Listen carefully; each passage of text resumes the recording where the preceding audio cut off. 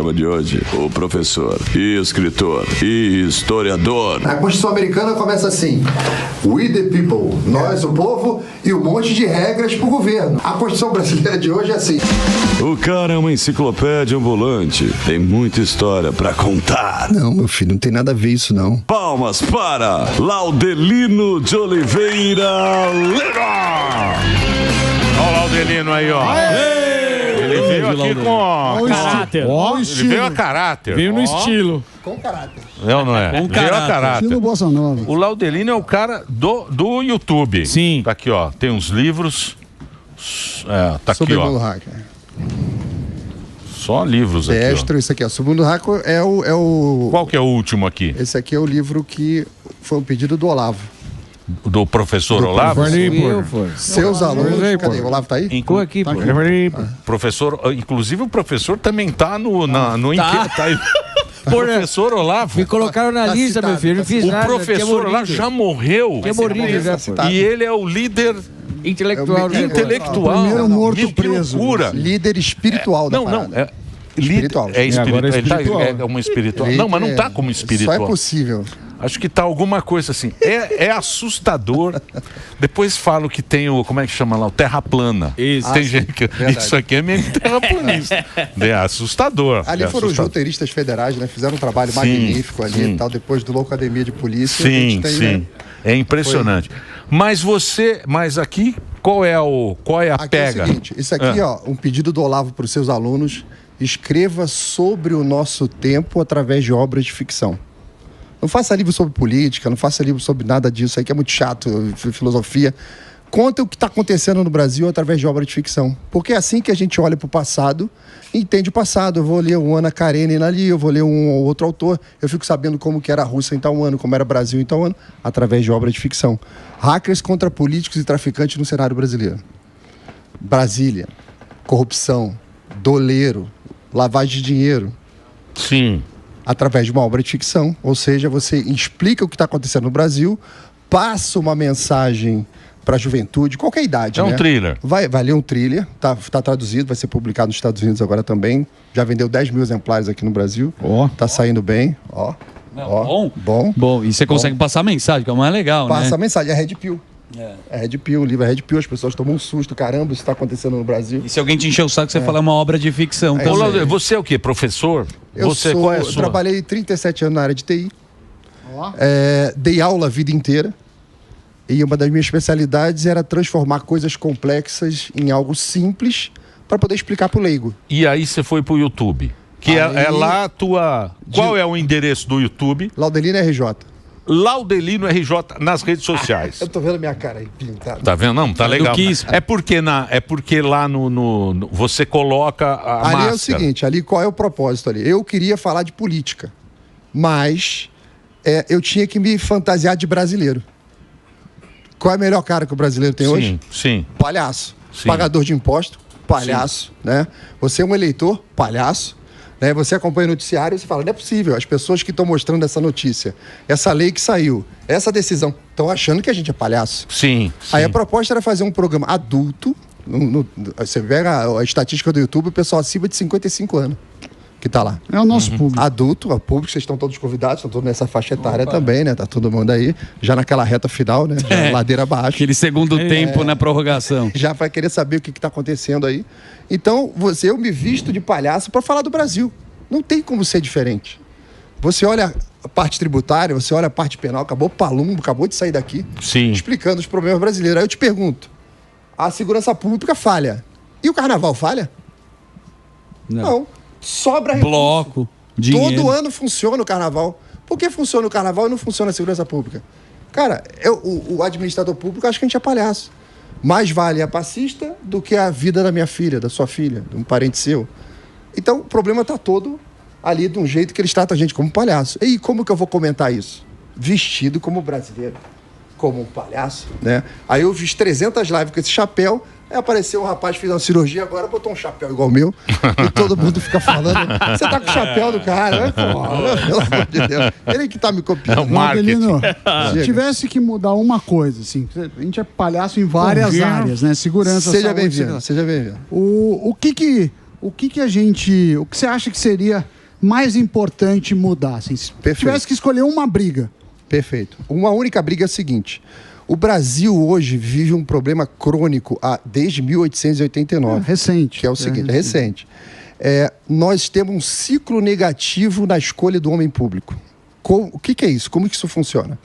As regras eleitorais, a maneira como o brasileiro escolhe um político, a cada rodada vem um cara pior.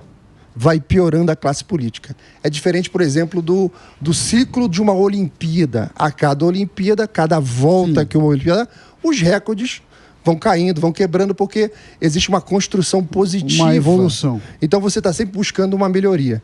Na parte política, como o político tem o poder de alterar a lei, ele sempre altera as regras do jogo para favorecer ao político, não ao povo. O povo que se dane. Eles querem saber como que eles fazem para se consolidar ali. E a única maneira que a humanidade encontrou de resolver essa questão da melhoria da qualidade do homem público é voto distrital puro. Você entrega na mão do povo a escolha da melhor maneira que você escolheu o político. Mas tem que vir acompanhado da coisa mais importante que tem. Não é a maneira como ele entra, mas é como ele sai, que é o recall de mandato. Que é o modelo americano. Então, é o modelo americano, o suíço, né? O cara vai trabalhar para ser melhor. Do mundo aí. Então, mas a Suíça eu acho que dá certo, porque você escolhe tudo, né? A Suíça... É direto, tudo. Não, é democracia Mas direta. é um país muito menor. Então, muito pequeno, pequeno e muito mais rico. Esse é um argumento bom. É um país pequeno. Nossos rico. municípios são pequenos. Também. E quando você... Eu estive na Suíça no passado. O que acontece? O suíço não é tão mais evoluído que a gente, do ponto de vista educacional. Você vai ver a história da Suíça, não adianta olhar agora também. Eles distanciaram do brasileiro porque eles estão fazendo isso há séculos. Mas quando você vai na origem, aquele cantão suíço, eles chamam o estado lá de cantão, né? O cantão, isso era tudo semi-analfabeto. Os caras apenas falaram o seguinte: cara, qual é o certo? O certo é o quê? Nós vamos botar os políticos... Olha o mundo está dando tudo errado. Nós vamos também escolher um político e deixar ele solto fazendo o que ele quer? Não é melhor a gente usar o bem comum, aquela coisa racional de pergunta para o povo: já foi numa reunião de condomínio? É assim que funciona. Quem determina e quem manda é o morador do prédio. Sim. O síndico é um funcionário do morador do prédio, assim como na Suíça o político é um funcionário da população. Mas eu acho que no Brasil esse sistema não... É o breakzinho, então vamos fazer um break rápido.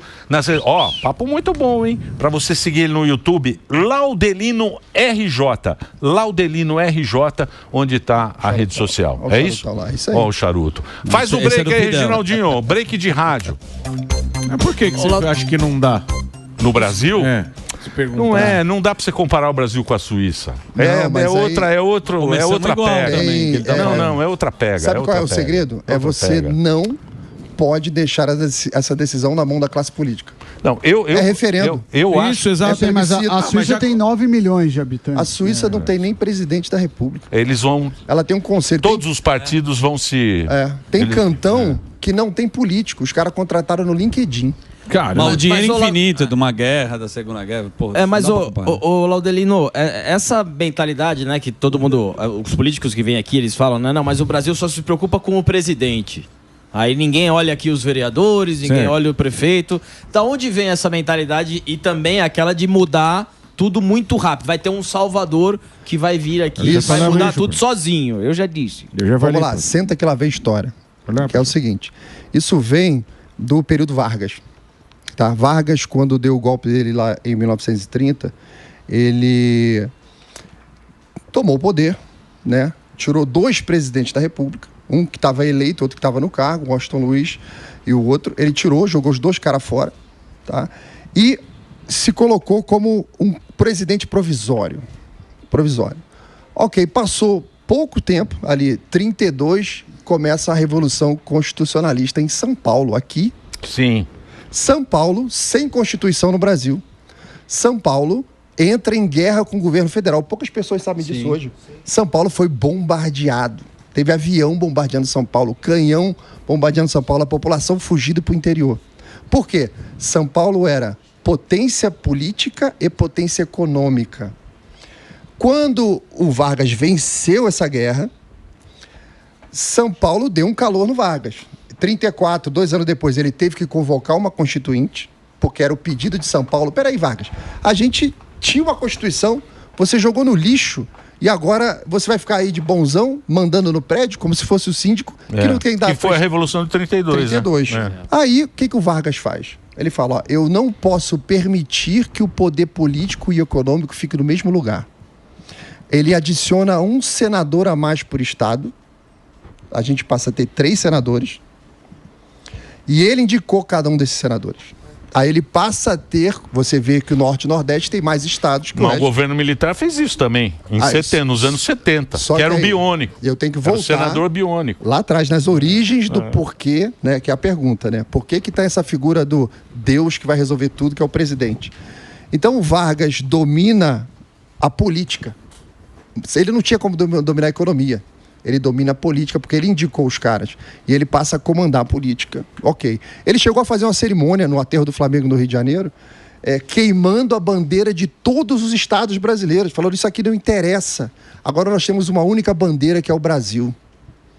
Então nós temos que reverenciar ali, ó, temos que idolatrar o Brasil. E tu olha, a cerimônia é toda fascista, do mesmo esquema que fazia Mussolini e Hitler, aquele bandeirão pendurado. Naquela época tinha. Todo mundo marchando, o pessoal adorava esse desenho, né? Adorava o Mussola. Então, a partir dali, você tem uma concentração de poder em cima do cargo executivo maior, que é do presidente. A imprensa, perdendo o interesse da coisa local, do estado ou do município, começa a se voltar muito para a esfera federal. Então, como o Palumbo falou, a imprensa aqui é o quarto poder. Então, fica tudo centralizado no presidente e a imprensa também só noticiando coisas da presidência. Mas a imprensa, hoje em dia, o cara que é... A função da imprensa é perguntar. Hoje em dia... Fiscalizar.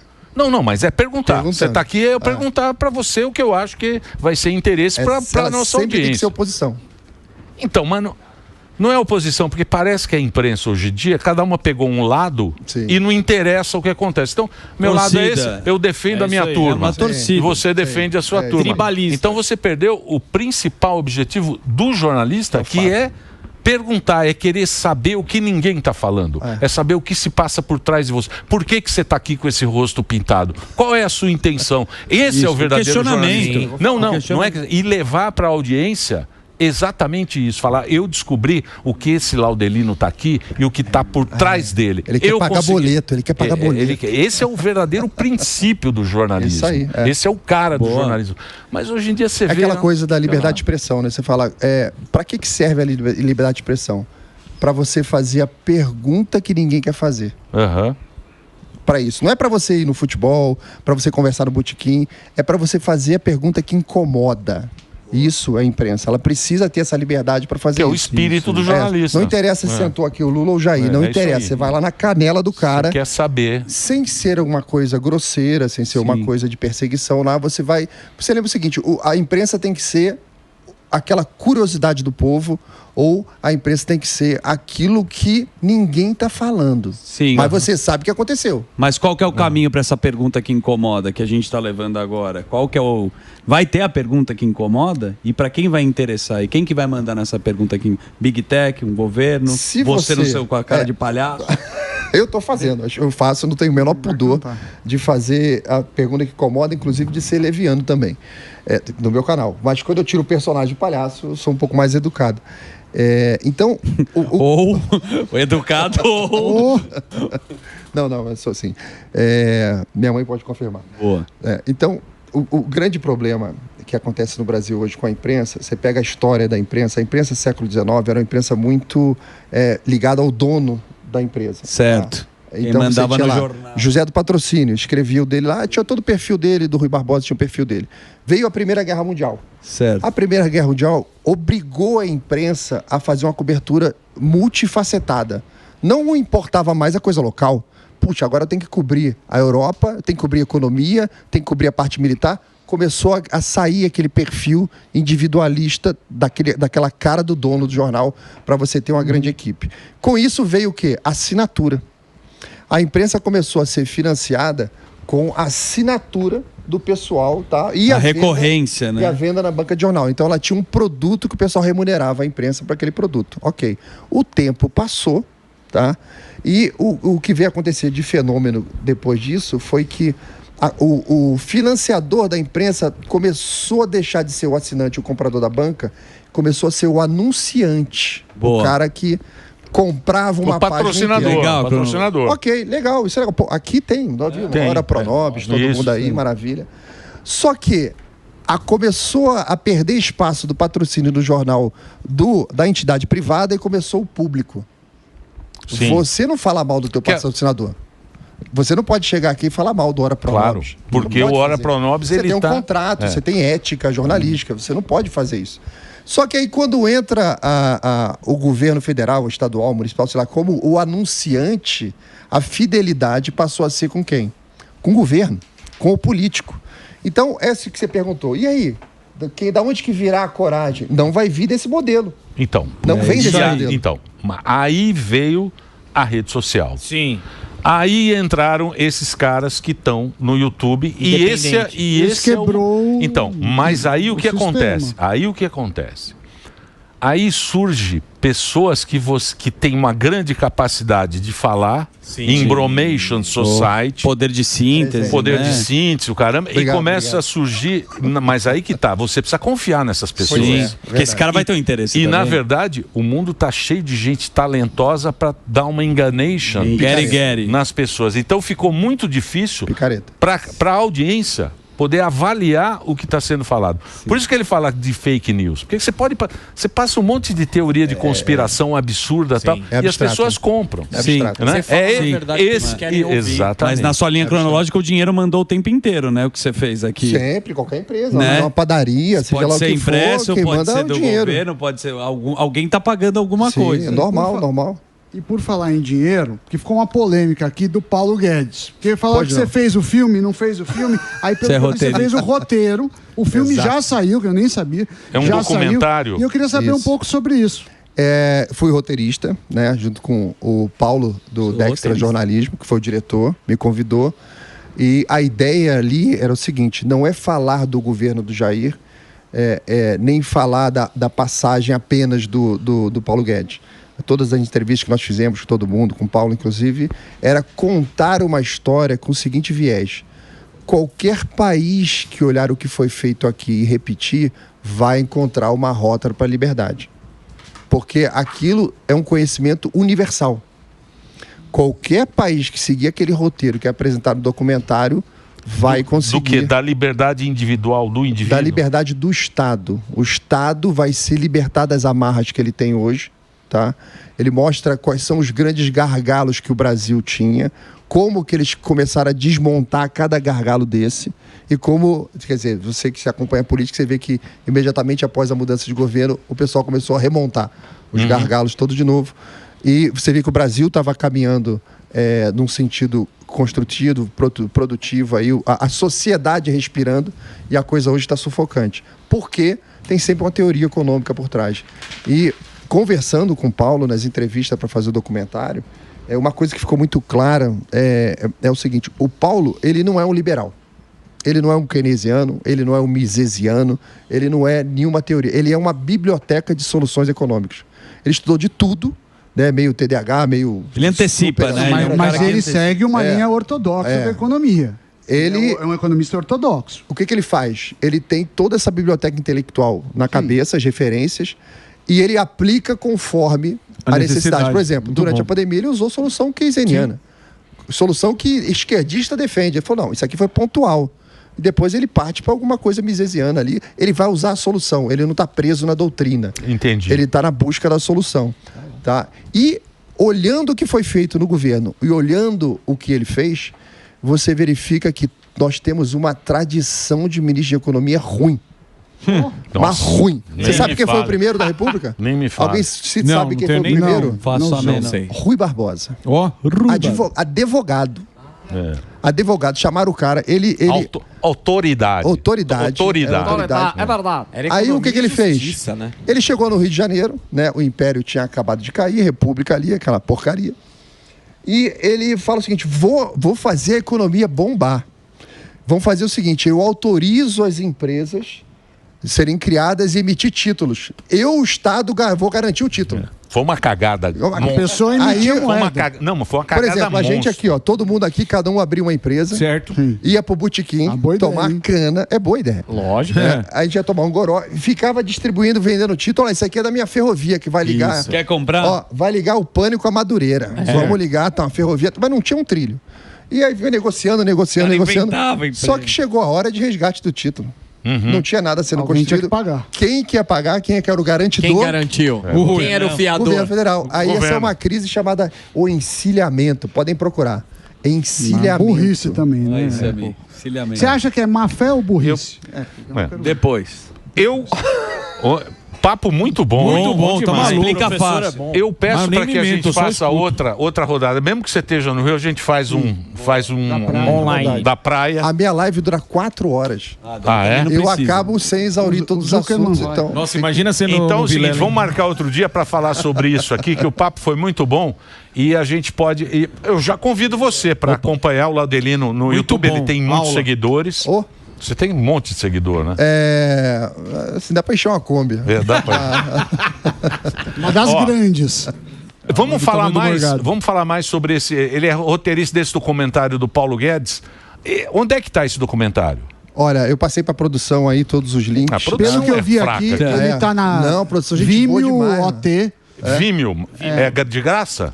Aí, ó. Acho que não. Não, acho que não. Tem que pagar. De graça. Economista, ele não vai fazer bagulho de graça. O Paulo Guedes, eu sou fã. Eu queria ver mais... E no canal Republic Soul TV. Não, o Paulo Guedes não vem. Vou falar um negócio pra vocês. pra ele. Você descobre nesse documentário uma pletora de brasileiros melhores que o Paulo Guedes, escondidos na máquina pública, com todos os tiros que você pode imaginar, todos renegados assim à sombra, porque esses políticos que entram aí não quer papo com esse cara. Claro. Ele quer o dele de estimação. Vou ligar pro Paulo. É que nem o Bolsonaro entrou e o Bolsonaro não tinha muito a mão. Olha o que ele colocou de gente boa na...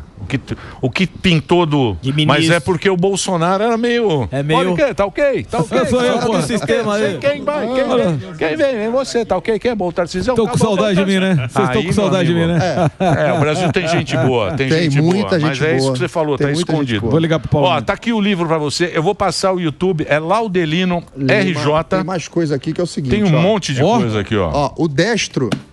eu sou roteirista do Destro 3, 4 e 5, que ainda vão sair, tá terminando. Já tem 1 e 2. Uma história em quadrinho. História em quadrinho, sou roteirista do 3, 4 e 5. O que você tá vendo aqui tem o Doutrinador também, ó. Esse aqui é do Luciano Cunha, um cara bom pra você conversar aqui, pra chamar pra bater um papo. Esse Pelo saiu Meu agora, Sangue. Pelo Meu Sangue, é a história de Dom Pedro I. Esse é um quadrinho desenhado pelo Joey Bennett, que é o maior desenhista do mundo da Ele é atualidade. muito bom. Indicado 3 vezes ao Will Eisner, que é o Oscar do desenho. Pedro I era pegador, né? É pegador. A capa inspirada no Star Wars. O último filho dele é lá na ilha. Aqui, A estimativa são 56. Não, ele é filho da freira. Porra. Mas freira não era tão freira. Não era freira, lá de... Como é que era chama lá, freira. pô? Ah, é o famoso... Era lá na Ilha da Madeira. Ilha da Madeira. Não é Ilha da... Tem outro nome. Ilha da Madeira, você não Funchal. Ilha da Então, ô, Madeira, Emílio, sentou Filho da é muito freira. bom, velho. esse quadrinho aqui é o único contando a história do Pedro. São 5 volumes, saiu o primeiro. São demais. 250 páginas. Serão, né, o projeto final. Pelo melhor desenhista do mundo, Você gostava contando do a história brasileira. Ele é incrível. Ele é Você muito gostava bom do mesmo. Pedro I? Grande personagem, grande sujeito, um herói brasileiro. E foi rei Abraço pro aqui Joey. e foi rei em Portugal. Olha lá. E E recusou. libertou Portugal e o Brasil. É verdade. Ele recusou a coroa brasileira, Sim. ele recusou a coroa portuguesa, ele recusou a coroa espanhola e recusou a coroa grega. Caramba. E o velho também, o velho... Que ele gostava de novinha. Não, o velho... O velho que é o pai dele? É. Ah, o Dom João. Dom João. Esse da capa aqui, ó. Olha ele aqui, ó, Dom João. O Dom João ele deu o Tomé no Aqui, ó. Napoleão. Napoleão fala na biografia dele que O único todos cara os da governantes do mundo, Não é? Olha que da único hora, que enganou ele foi Dom João. Foi Dom João. E a gente tira sarro do Olha, Dom João. sim. É que ele era Inspirado no gordo, Star né? Wars Muito aí, feio. ó, que da É hora. uma turma muito feia. Qual que é o problema de ser gordo, Os hein? Bragança era muito Absurdo. feio. Muito feia. Era uma turma horrorosa. Teve um comandante francês que visitando a corte portuguesa lá em Portugal, viu a família toda lá, Pedrinho correndo pra lá e pra cá, olhou todo mundo, voltou pra casa e falou pra mulher assim, ó, nunca vi gente tão feia. Mas aquele garotinho, Pedro I, é bonito. Parece o Filipinho. Ó, eu quero agradecer. Obrigado, viu, Laudelino? Pô, prazer te conhecer. Tá aí, Laudelino RJ nas redes sociais.